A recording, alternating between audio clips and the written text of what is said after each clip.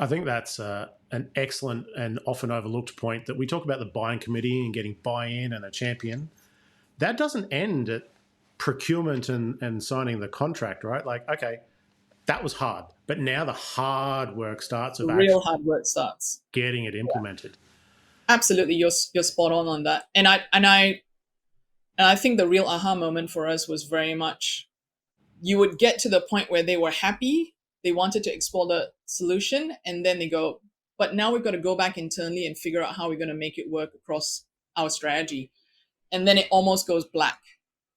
It's just because they don't have time and they don't have the support to do that. So yeah, that's been pretty important.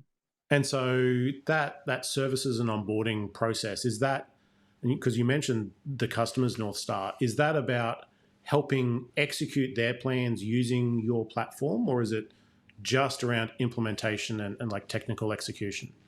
So we do a couple of things. So we have the teams that are just there to help them execute, right? Like, you bought the platform, let's just make sure we roll it out. Your teams are trained on it. You're able to kind of get it up and running super fast, et cetera, et cetera. So that's the self-sustainability bit.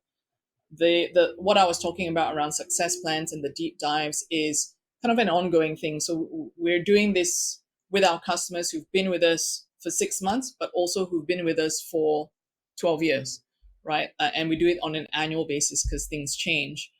There is a customer success function that is looking at activation and adoption and ongoing learning and training through our Learning Academy platform, right, which is on demand. So there's that stream as well. And then one of the things that we are introducing now as well is this concept of, we know that internally within an organization, sometimes you need a program manager to drive things. Yeah. And somebody who's not distracted with the day-to-day, right? Yeah. But who knows kind of digital experience, who knows the tech that you're working with. And that's the other thing that we're introducing, which is the ability to have somebody on retainer to help drive those projects and programs.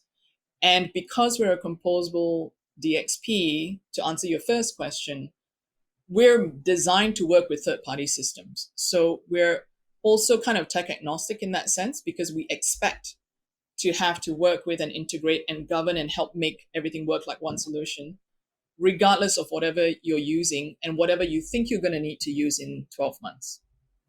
And that is definitely it's an increasing realization in the market, which I think everyone has known, but now we kind of acknowledge it, that you're not going to have everything just from me. Like, you will buy stuff from other people. And like, as someone who came from tech and then started working for vendors, it's like, no, they're only going to buy our stuff. I'm like, yeah, that's nice. That's nice. That's a fairy tale we tell